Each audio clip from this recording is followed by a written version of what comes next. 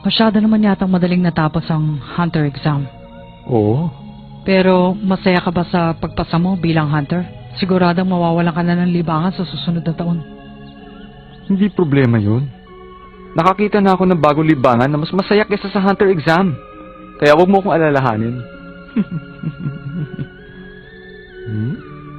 Ito ba?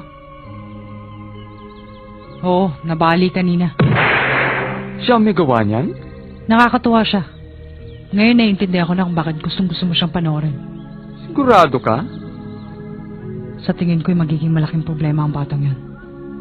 Kaya kung ako sa'yo, tatapusin ko na siya. Sigo na magiging target ko. Kaya kahit sino ka pa, kapag dumampi ang kamay mo sa kanya, ay hindi kita lulubayan. Alam ko yan.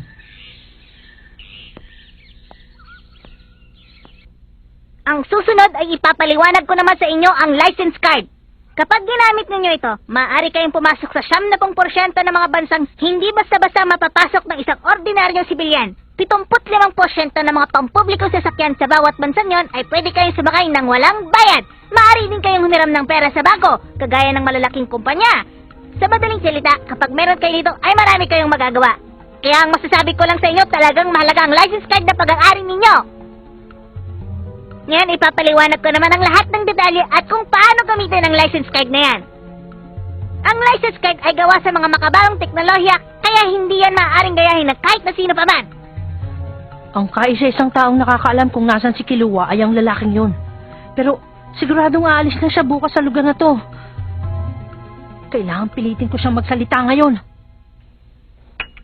Oh, kamusta na? Huwag na kayo mag-aksaya ng panahon. Ang mabuti pa, sumama na lang kayo sa akin, mamasyal sa bayan. Shopping tayo. Wag na lang. Wala na akong pera eh. Hindi ako interesado. Teka muna, ano pa bang iniisip niyong problema? Alam niyo namang mga hunter na tayo ngayon, hindi ba? Habang hawak natin ng license card, maaari tayong umutang sa bako at bilhin ang gusto natin. Hinihintay pa nila si Gon. Tama ba ako? Kaya pala kahit anong pilit ko, ayaw niyong sumama sa akin. Sige, ako na lang mag-isa lalabas. Paalam. Corrupt ka. Patawad sa nasabi ko. Masyado ako naging emosyonal. Hindi. Ako nga ang siyang dapat humingi ng tawad sa'yo. Hindi mo kailangan gawin yon. Tama ang sinabi mo tungkol sa akin kaya masyado ako naging emosyonal. Noong una hindi ko rin matanggap sa aking sarili na magiging hunter ako nang hindi man lang nakikipaglaban. Noong mga oras na yon, hindi ko alam kung paano ko ilalabas ang aking nararamdaman. Pero ngayon ay ayos na ako. Gagawin ko ang lahat ng aking makakaya para maging isang mahusay na hunter. Ang mahalaga na lang ngayon ay kung anong mangyayari sa akin bilang isang hunter. Maglalakbay ako sa buong mundo para humanap ng mga hindi pa nadidiscovering nila lang. Gugulutin ko na lang kayo pag nakita tayong muli. Maganda yung naisip mo. Nasisiguro ko sa'yong marami kang nilalang na matatagpuan. Oh, paalam. Alam mo, Kurapi ka, hanggang sa mga oras na to, hindi pa rin komportable ang pakiramdam ko. Tungkol kay Gon, hindi ba? Hindi alam ni Gon kung anong hirap ang haharapin niya para maibalik si Kilua. Kaya masyado akong nag-aalala sa kanya. Kahit wala siyang ideya, seryoso pa rin siya. Pagsasaayos ng buhay at relasyon ng lahat ng nilalang ang tunay na layunin ng Hunter Association. Ang pagtugis sa mga hindi pangkaraniwan na hayop at pagkolekta ng mga lumang kayamanan ang trabaho ng second class na hunter. Para naman sa mga hunter na nagtukumpay sa isang larangan, ang tawag sa kanila ay single status hunter. Para naman sa malaki ang naitulong sa kasaysayan. Double hunter status ang ibinibigay para sa kanilang nagawa. Pagkatapos nun, ang triple hunter status naman ang ibinibigay sa mga hunter na... Ayos! Tapos na! Sandali lang! Ginoong Gon, hindi pa tapos ang leksyon! Magpapahinga na muna ako. Babasahin ko na lang yung hawak mo. Pangako yan! Ay!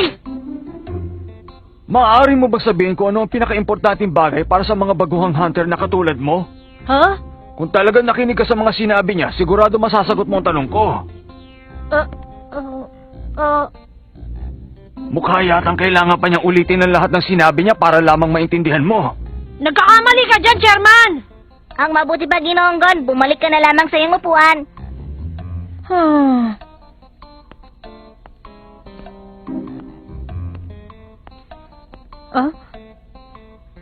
Ang pagpasa sa pagsusulit ng Hunter Association ay simula pa lamang ng lahat. Ang mahalaga sa lahat ay kung ano magagawa mo kapag ikaw ay isang hunter na. Tama ba? Ginoong Chairman. Maaari ka nang umalis. Mabuti na lang at naalala ko yung mga sinabi ni Ginoong Satotsu. Maraming salamat, sinagip niyo ako. Huh? Sige, makikiraan po. Napakahirap talagang pigilan ng batang yan. Opo, ang lahat ng mga bagong hunter na kapapasa pa lamang ay maaaring manatili sa ikatlong palapag ng annex ng gusaling ito. Maraming salamat. Wala na akong panahon para mag-isip ng plano. Kailangan ko ng umaksyon. Ha? Sandali lang! Lalabas ako! Ibukas niyo to! Sandali! Gitara ko no! Sandali, Gon! Yoryo! Kurampi ka! Alam mo naman kahit ano pang gawin mo, ay hindi sasabihin sa'yo ng taong yan kung nasan si Kilua. At kung sakali mang sabihin niya sa'yo, mailalayo mo ba sa kanila si Kilua na nag-iisa? Kaya nga gusto ko subukan eh! Malalagi sa panganib ang buhay mo kapag nakalaban mo ang pamilya nila. Alam mo naman yan, hindi ba? Oo, alam ko yun. Ay, ano bang alam mo dyan? Meron ka pang pamilyang uuwian, hindi ba? Matagal mo nang pinapangarap na magkita kayo ng iyong ama.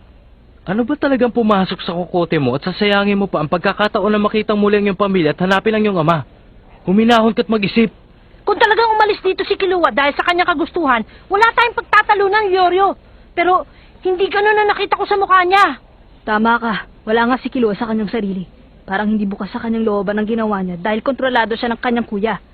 Kaya lang, sinabi nga sa atin ni Chairman Netero, iniisip lang natin ang bagay na yun at wala tayong ebidensya. Hindi ko kailangan ng ebidensya para magtiwala sa kaibigan. Pupusta ako na hindi na magbabagong isip niya. Kahit mapahamak pa siya. Tama ka, Leorio.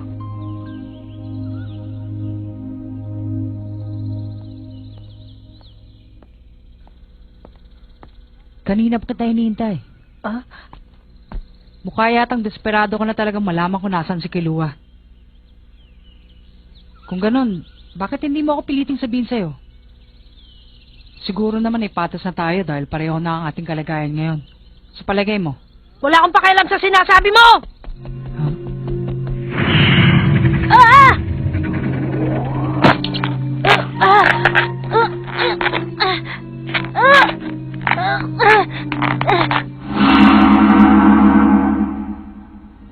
Ganito rin ang naramdaman ko noon. Ibang klaseng takot.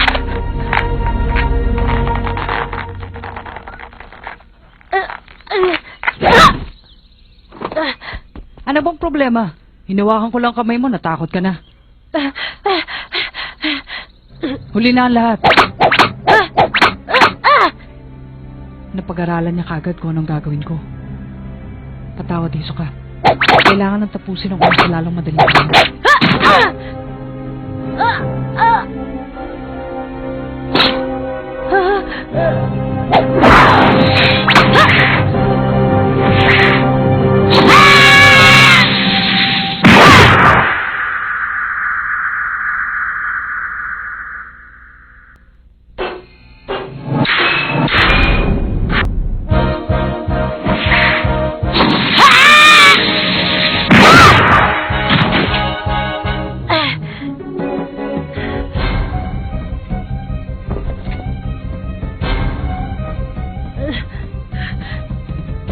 Masasabi kong mahusay na ang kapatid kong si Kilua bilang isang professional.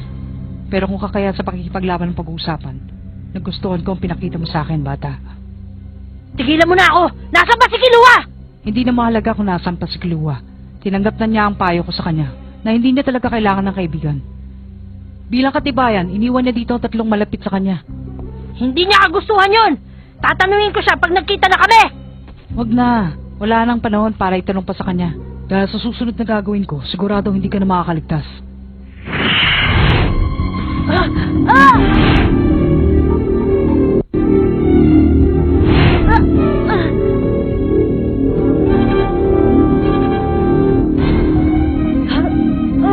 Hindi ako makagalaw!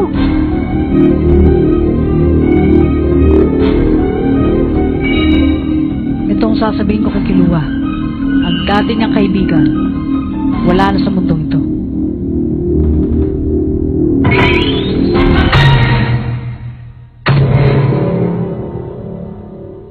Ay nako, wala talaga siyang tiwala sa akin. Ay. Siguradong nasa bahay na si Kulua. Makikita mo siya sa Kukulo Mountain. Kukulo Mountain? Pero, bakit? Gusto mo bang malaman kung bakit nagbago ang isip ko sinabi ko sa'yo? Meron akong 3 dahilan. Una sa lahat, ang bahay ng pamilya ng Zordic kaya alam ng lahat ng tao sa bayan yon. Wala kaming tinatagong sikreto. Ang pangalawa, kahit sabihin ko pa sa'yo, siguradong hindi ka makakarating doon kaya wala talaga kaming problema. At ang pangatlo, ang mga taong nanonood sa atin ay nakakaramdam ng takot kaya mas mabuti pa sigurong itigil na lang natin to, hindi ba? At isa pa, sawa na rin ako sa mga taong walang tigil na humahabol sa akin. Kaya mula ngayon, maaari mo nang gawin ang lahat ng gusto mo. Malalaman mo kung nandun ka na. Dahil malaki ang kaibahan mo sa mga taong nakatira sa mundong ginagalawan ko. Kukulo Mountain? Narinig mo na ba yun? Hindi. Walang problema, madaling malaman yan. Simulan na natin paikutin ang license card. Paikutin? Kapag ginamit mo ang digital pages, makukuha mo ang lahat ng impormasyon sa buong mundo na gusto mong malaman. Ito ang pinakamahalagang bagay na mapagkukunan natin ng datos kapag tayo nagtatrabaho na bilang hunter. Siya nga pala, kapag gagamitin natin ang digital page na ito, sabihin mo paikutin. Ah, hindi ko alam yun ah. Hindi ba binanggit yung kanina sa lecture? Hindi ka kasi nakikinig eh. Ang Kukulo Mountain, isang bundok na nasa isa ng Padokya. Padokya? Nandito. Tama tayo. Ang bansang ito ay tumatanggap ng turista. Mga 3 araw kapag sumakay tayo sa eroplano. 3 araw? Sigurado ka bang tutuloy ka? Kung sakaling mailalayo ko sa kanilang pamilya si Kilua, sa palagay ko ito na ang aking tsansa para gawin yun. Habang hindi pa buong pagkatao niya bilang tagapaslang. At saka, sigon lamang ang may kakayahan para gawin yun. Sige. Gagamitin ko rin license card ko. Pwede ba? Total, wala namang bayad eh. Teka lang, sandali lang. Heto na, malapit na ako. Meron ka bang pinapaikot dyan? Meron. Ang tungkol sa iyong ama. Ha? Malalaman ba natin yun? Ano bang pangalan ng tatay mo? Jean. Siyempre, hahanapin ko sa listahan ng mga hunter. Anong apelyido? Freaks! Jean Freaks, Liorio. Heto na. Manda ka. Hindi pwede. Ano? Bakit hindi pwede? Isa siya sa mga sikretong tao na nakalista dyan. Ang pagbukas ng kanyang datos ay mahigpit na ipinagbabawal ng Hunter Association. Nakarehistro siya sa mga itinatago ng digital network. Kung nililihim ng association ang lahat ng impormasyon tungkol sa kanya, ang kanyang kapangyarihan ay pwedeng itulad sa presidente. Malaki ng kanyang pag-aari. Gon, makakagulat naman ang iyong ama. Higit pa siya sa ating inaasahan.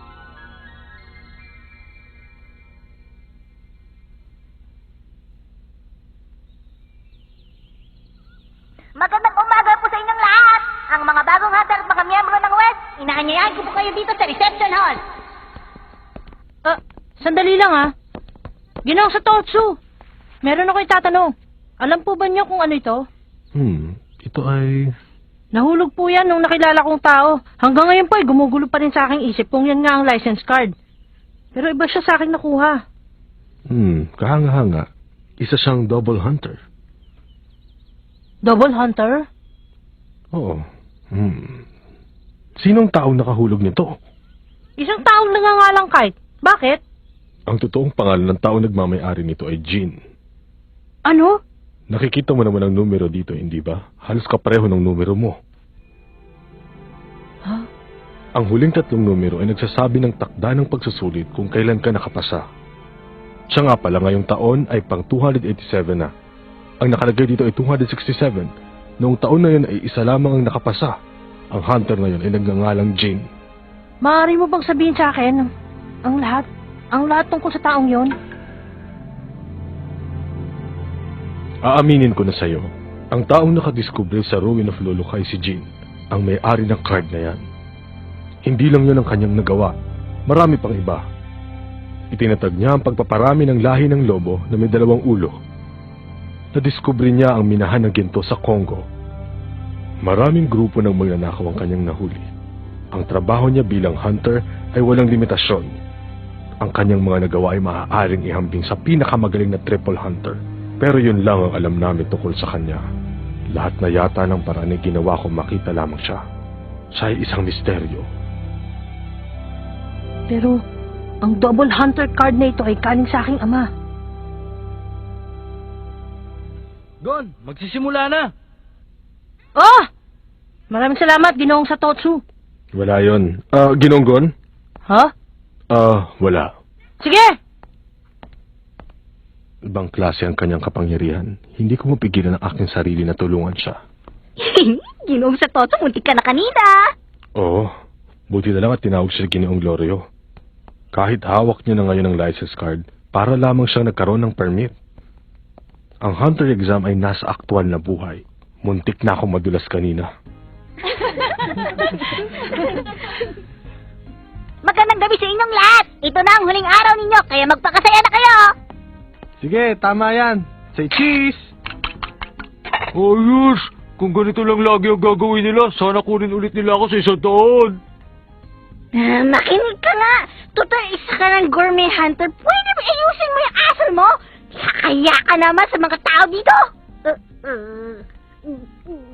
Sandali lang, sino kaya nakakahiya sa amin dalawa? Ang ganda mo ngayong binibining mensa. Maaari ba kitang kunan ng letrato? Bastos ka talaga. Ano akala mo sa akin? Ano kunin ng litrato?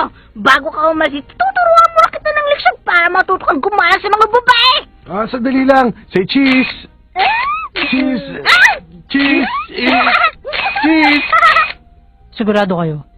Hihiwalay kayong dalawa sa kaibigan ninyong si Gon. Mag-aaral na lang uli ako. Itutuloy ko ang medisina.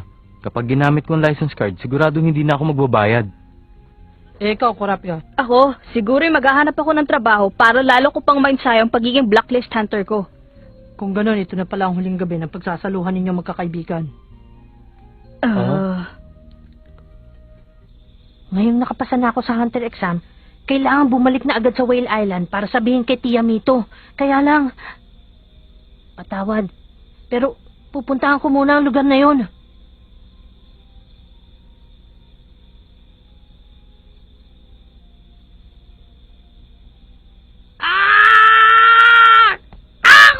Bumalik ka dito, Duwag! Wala kang karapatan na biwata! Tuturuan kita ng leksyon! Bumalik ka dito! Bueno, paglabas ninyo sa gusaling ito ay pare-pareho na tayo mga hunter. Maaari tayong magtulungan o maaari din naman tayo maging magkakalaban. Basta magtagumpay sana kayo sa lahat ng inyong gagawin at magkita na lang ulit tayo. Sige, maaari na kayong umalis. Paalam, magbalita na lang tayo ha. Sa sandaling panahon, parang ang tagal na ng ating pinagsamahan. Siya nga pala. Kung mapapadaan kayo sa aming bansa, sabihin niyo agad sa akin. Papasyal ko kayo sa pinakamagandang lugar doon. Sigurado kaya siya sa pagiging hunter na gusto niya? Sana hindi niyo ako makalimutan. Pasyalan niyo ako. Siyempre! Mag-iingat ka! Chairman! Kayong lahat! Paalam na! Ginoong Satotsu! Maraming salamat! Walang anuman. Ingatan mo sarili mo. Opo! Paalam! Siguro naman naiintindihan mo na. Masyado ko naman nag-aalala. Hindi ko siya gagalawin. Wala akong pakialam sa mga taong labas sa aking negosyo. Siya nga pala. Ano na ang gagawin mo mula ngayon? Magmamasid-masid. Hanggang sa mahinog na ang bubot na bunga. Hindi na ako makapaghintay eh. Siguradong hindi na siya mahinog. Kahit hindi na kami magkita pang muli. Dito na tayo maghiwalay. Ang mabuti pa'y mauna na ako. Baka maiwan pa ako ng eroplano. Paalam na, Lyorio. Kurapika.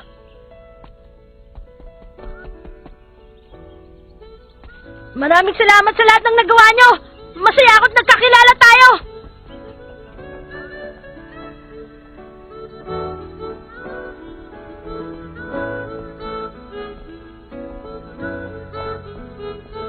Leonyo, Kurapika? Sige, sabihin mo na. ikaw nang mauna. Sabay na lang tayong dalawa. Oh. Isa, dalawa. Hindi masama kung ipagpaliban natin ang ating gagawin at maglakbay muna tayo. Sandali! Sandali! Teka! Gon! Gon! Gon! Lyorio! Kurapika! Huwag mo naman kami iiwan. Kasama kami sa'yo eh. Kasama kami sa'yo.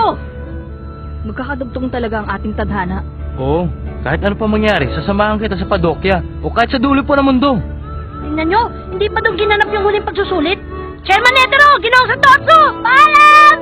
Hindi ka maririnig ng mga yun.